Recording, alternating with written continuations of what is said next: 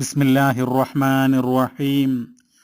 അൽഹംദുലില്ലാഹി റബ്ബിൽ ആലമീൻ വസ്സലാത്തു വസ്സലാമു അലാ റസൂലില്ലാഹ് വഅലാ ആലിഹി വസ്വഹ്ബിഹി അജ്മഈൻ. അമ്മാ ബഅദ്.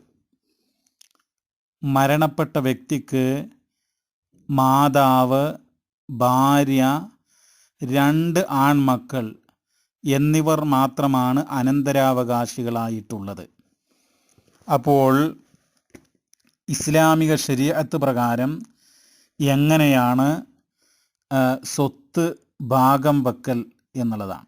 സഹോദരങ്ങളെ, ആദ്യമായിട്ട് മരണപ്പെട്ട വ്യക്തിക്ക് കടങ്ങളുണ്ടെങ്കിൽ ആ കടങ്ങൾ വീട്ടണം.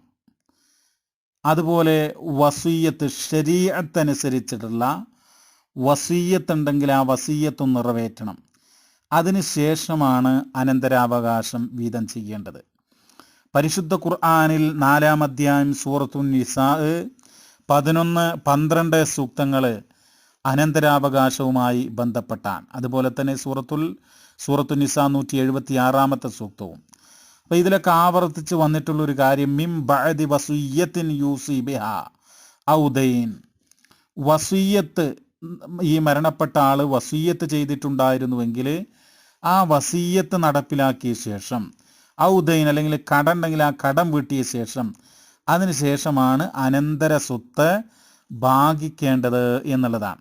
അപ്പോൾ ആദ്യമായിട്ട് ഈ വിഷയത്തിൽ നമുക്ക് പറയാനുള്ളത്, അങ്ങനെ വസീയത്തുണ്ടെങ്കിൽ ആ വസീയത്ത് കൊടുക്കുക, കടമുണ്ടെങ്കിൽ അത് വീട്ടുക. ബാക്കിയുള്ള സ്വത്ത്, ആ സ്വത്തിൽ ഇവിടെ മാതാവുണ്ട്, ഭാര്യയുണ്ട്, 2 ആൺമക്കളുണ്ട്. ഇവിടെ മാതാവിന് മൊത്തം സ്വത്തിൻ്റെ 1/6 മാതാവിനുള്ളതായിരിക്കും. അത് വിശുദ്ധ ഖുർആൻ 4-ാം അധ്യായം 11-ാം സൂക്തത്തിൽ പറയുന്നുണ്ട്. വലി അബവൈഹി ലികുല്ലി വാഹിദിൻ മിൻഹുമാ അസ്സുദുസു മിമ്മാ തറക ഇൻ കാന ലഹു വലദുൻ. ഇവിടെ മാതാപിതാക്കൾക്ക്, മാതാവിനും പിതാവിനും, ലികുല്ലി വാഹിദിൻ മിൻഹുമാ അവരിൽ ഓരോ ആളുകൾക്കും, അതായത് മാതാവിനും കൊടുക്കണം, പിതാവിനും കൊടുക്കണം, അസ്സുദുസു മിമ്മാ തറക്. ഈ മരണപ്പെട്ട വ്യക്തി ഉപേക്ഷിച്ചു പോയ സ്വത്തിൽ അതിൽ 1/6 വീതം ഓരോ ആളുകൾക്ക് കൊടുക്കണം. ഇൻകാന ലഹു വലതുൻ, അദ്ദേഹത്തിന് മക്കളുണ്ടെങ്കിൽ. ഇവിടെ മക്കളുണ്ട്, മയ്യത്തിനും മക്കളുണ്ട്.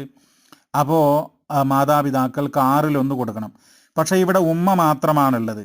അപ്പോൾ ഉമ്മാക്ക് എന്ത് ചെയ്യണം? ഈ സ്വത്തിൻ്റെ 1/6 കൊടുക്കണം. മനസ്സിലായല്ലോ. അതുപോലെ ഭാര്യയുണ്ട്. ഫ ഇൻ കാന ലക്കും വലതുൻ, നിങ്ങൾക്ക് സന്താനങ്ങളുണ്ടെങ്കിൽ, മരണപ്പെട്ട ആൾക്ക് സന്താനങ്ങളുണ്ടെങ്കിൽ, ഈ ചോദ്യത്തിൽ 2 മക്കളുണ്ടല്ലോ. ഫലഹുന്ന സുമുനു മിമ്മാ തറക്തും, നിങ്ങൾ വിട്ടേച്ച് പോകുന്ന സ്വത്തിൽ 8/1, 1/8 ആയിരിക്കും ഭാര്യക്കുണ്ടായിരിക്കുക.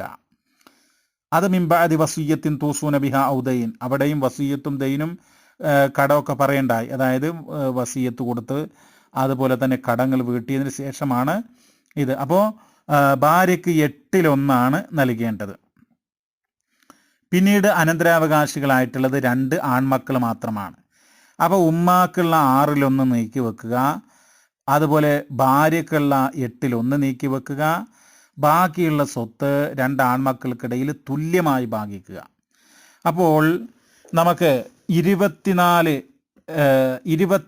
പാർട്ടുകളാക്കി തിരിച്ചു കഴിഞ്ഞാൽ, മൊത്തം സ്വത്ത് 24 പാർട്ടുകളാക്കി തിരിച്ചു കഴിഞ്ഞാൽ അതിൻ്റെ 4 പാർട്ട് മാതാവിനായിരിക്കും, 3 പാർട്ട് ഭാര്യക്കായിരിക്കും.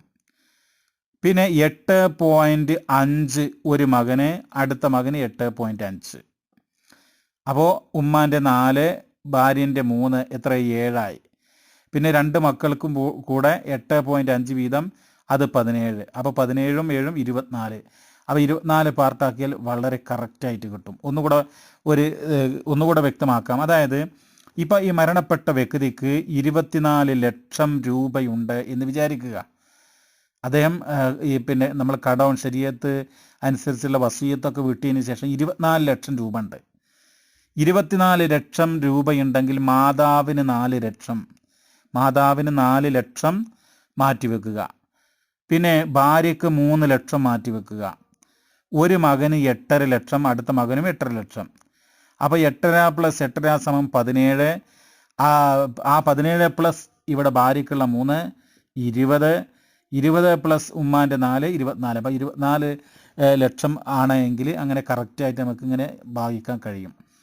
അപ്പോൾ ഈ രൂപത്തിൽ എന്ത് ചെയ്യാം, മൊത്തം ഇപ്പോൾ ബിൽഡിംഗ് ആവട്ടെ, മറ്റുള്ള ഇപ്പോൾ ഒരു വാടക വീടോ അല്ലെങ്കിൽ കടയോ എന്താണെങ്കിലും അതിൻ്റെ ഒരു വില കെട്ടുക. അങ്ങനെ വില കെട്ടിയിട്ട് അത് 24 പാർട്ടാക്കിയിട്ട് ഇങ്ങനെ ഓരോ ആളുകൾക്കും ഈ മേൽ പറഞ്ഞതുപോലെ കൊടുക്കുക. ഇതാണ് ഈ വിഷയത്തിൽ വേണ്ടത്. അല്ലാഹു തആല അനുഗ്രഹിക്കട്ടെ. വസല്ലല്ലാഹു വസല്ലമ അലാ നബീന മുഹമ്മദ് വൽഹംദുലില്ലാഹി റബ്ബിൽ ആലമീൻ.